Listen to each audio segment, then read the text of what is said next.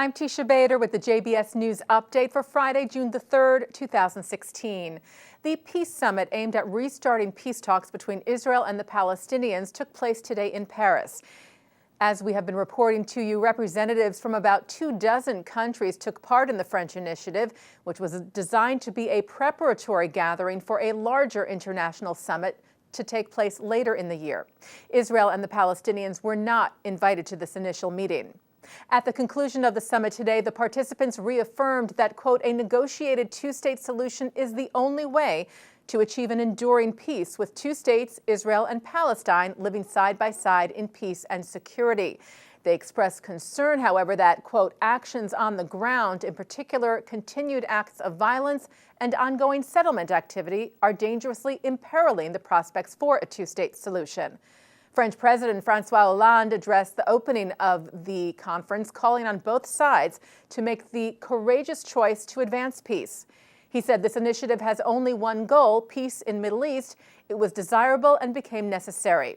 He said we can't take the place of the parties. We can only make sure that peace will be solid, lasting, and internationally safeguarded.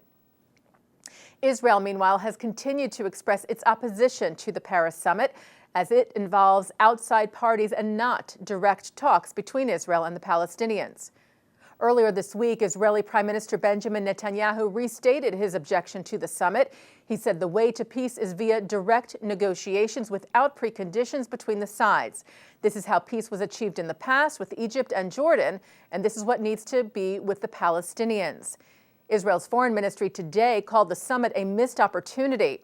The ministry said that instead of urging Abu Mazen, referring to Abbas, to respond to calls from the prime minister to start direct negotiations immediately and without preconditions, the international community responded to Abu Mazen's demands and allowed him to keep avoiding direct bilateral negotiations without preconditions.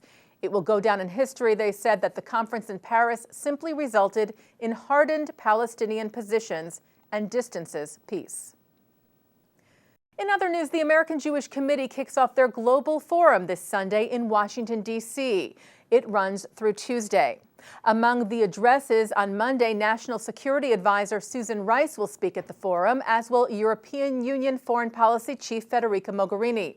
Topics to be addressed include the threat of global terror, in particular that of ISIS, the United Nations' bias towards Israel, and combating the BDS, boycott, divestment, and sanctions movement.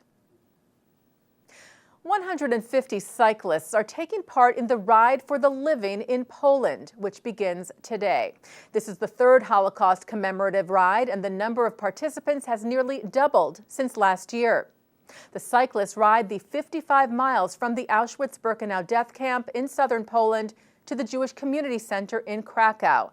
It is being led by Poland's chief rabbi, Michael Schudrich. Participants range in age from 16 to 81 and come from across the world. The ride not only commemorates the Holocaust, but celebrates the renewal of Jewish life in Poland. Schudrich said that while we acknowledge our loss as a people here, we must focus on the future. Dr. Ruth Westheimer was honored this week by the Auschwitz Jewish Center Foundation at the Museum of Jewish Heritage in New York City.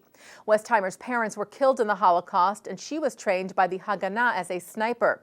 The foundation is an affiliate of the museum and is the only Jewish presence in the town of Oswiecim, called Auschwitz by the Nazis. It serves as an information center for visitors to help educate about the vibrant Jewish life in Poland that was there before the Holocaust.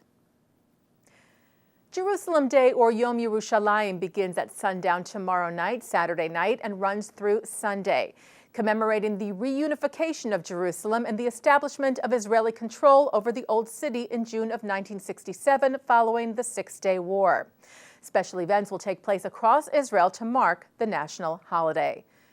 And the Celebrate Israel Parade will take place this Sunday, June the 5th, in New York City. This year's theme is Sight, Sound, and Spirit, celebrating the vibrant energy of Israel, its variety of climates, landscapes, and peoples. This year's participants and performers include the Broadway cast of Fiddler on the Roof, Soul Farm, The Maccabeats, Dr. Ruth, and many more. Special guests include Honorary Grand Marshal Kathie Gifford, as well as Consul General of Israel in New York, Ido Aharoni, and several members of the Israeli government. The parade is sponsored by the State of Israel together with a slew of Israeli and Jewish organizations. And taking a look now at our programming for tonight, Friday, June the 3rd, live Shabbat services are coming up at 6 o'clock from New York City's Central Synagogue, followed by a klezmer concert with David Krakauer. Then at 8 o'clock, former Chief Rabbi of Great Britain, Lord Jonathan Sacks, talks about the people of the book. And at 9, it's the film Bukachi, followed by New Jewish Cinema at 10, with the director of the film Fill the Void. And that's the JBS News Update for Friday, June the 3rd, 2016. I'm Teisha Bader. Shabbat Shalom.